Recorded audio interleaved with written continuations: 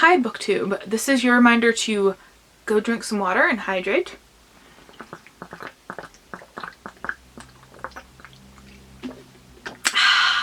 And welcome to another tag video for this week.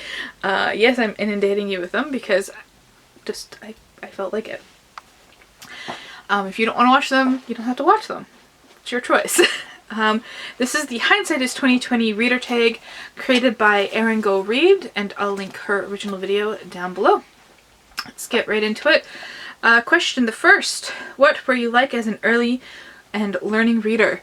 I think as with everything, even up to this day, right from when I was young, I was very independent. My mom told me as soon as I had a book memorized or I could read at like the age of 2 and 3, I'd push her away and be like, no, me do.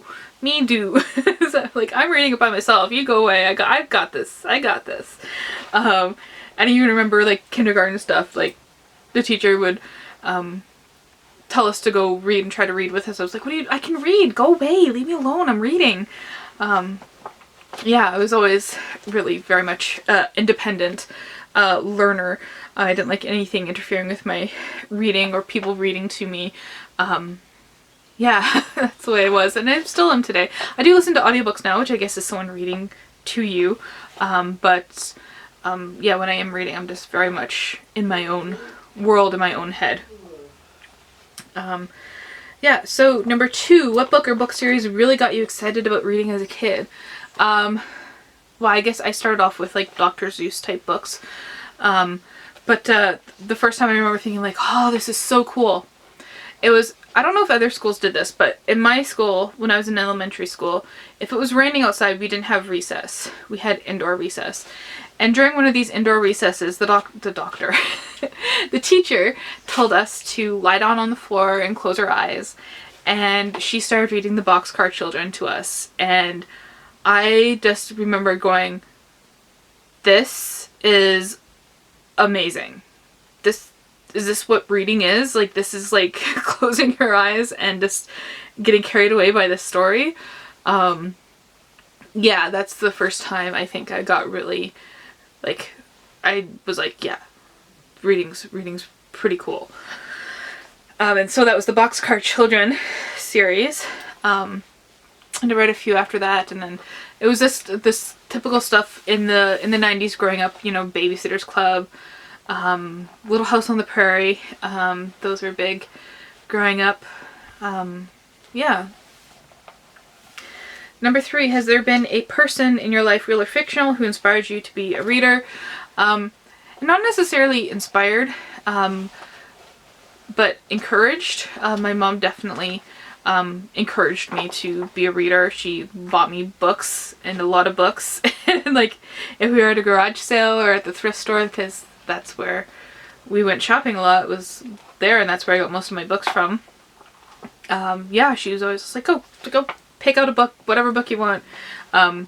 Yeah, so she always encouraged me there. And I remember my dad, he actually had a book on his dresser, I believe it was, a notebook, and it was a list of all the books he read when he was a kid. And I remember looking at that and going like, that's so cool, I want to be able to do that. I never did pick up a notebook and write down all the books that I wanted, or all the books that I had read, so I can't remember. Before I joined BookTube, I didn't keep track of my reading at all. I could just tell you if you named a book, I was like, oh yeah, I read that. Or if I had it on my shelf, I'm like, yeah, I read that. But I couldn't tell you like when I read a certain book, or give you a list of books I read when I was 18. Like, I just didn't do that. I wish I had done that. That would have been really cool to have, but yeah, so seeing that list inspired me as well. Question 4. At what point did you begin to identify as a reader? Now here's the thing. I was in grade 2 during that Boxcar Children incident. I was always a reader. That was just something I did. I didn't think about it. I didn't identify as a reader. I was just like, that's just something I do. I just read. And in grade 8, I was a grade 8 grad, and they were handing out like the awards and stuff. And I got the English award, and I went, oh, like the subject I worked the hardest at and wanted the best grades in was science. So I was expecting to get the science grade because I always got A's on my science tests and everything. But what I didn't realize too at the time was that I was reading, I was writing, I was submitting poems to the school newspaper. Like, I was involved in that to such a degree, but I didn't think about it. It was just something I did. But when I got the award, I went, oh, okay, you know, like, this changes things. And from that point on, it was very much, you know, very English centered in high school when you got to choose the courses you had to take.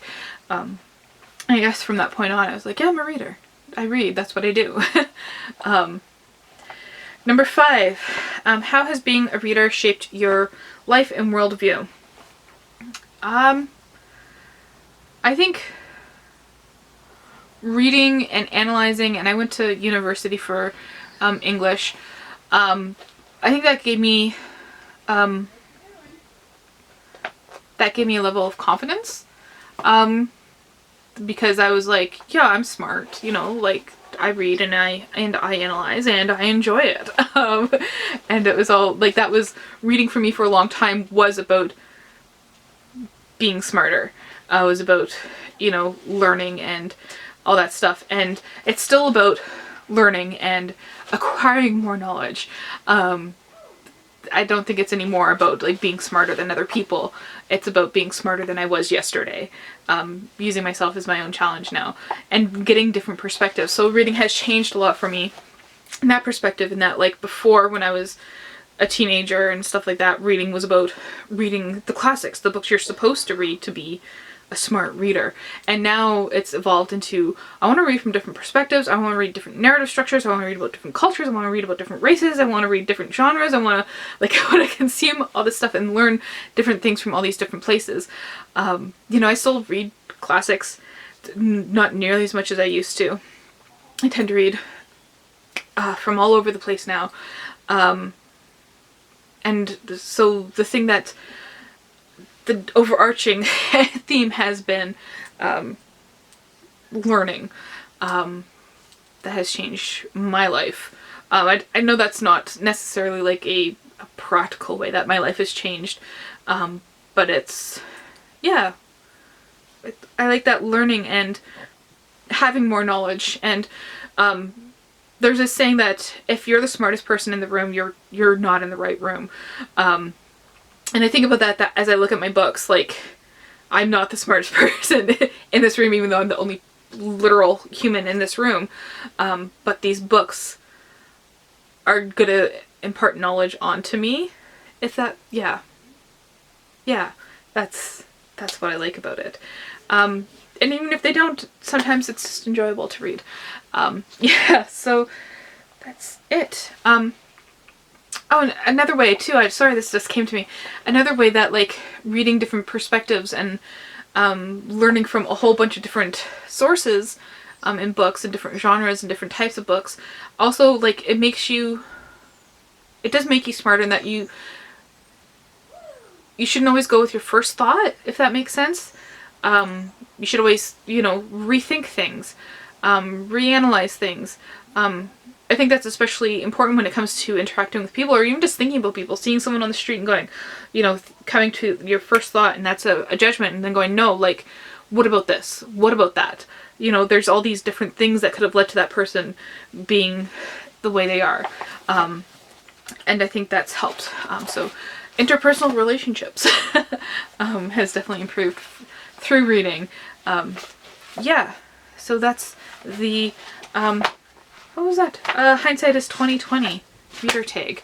That's it. If you want to answer some of these questions down in the comments down below, thank you. And if you're interested in doing the tag, do it. Don't wait for someone to tag you. I wasn't tagged, so yeah. Thank you for watching.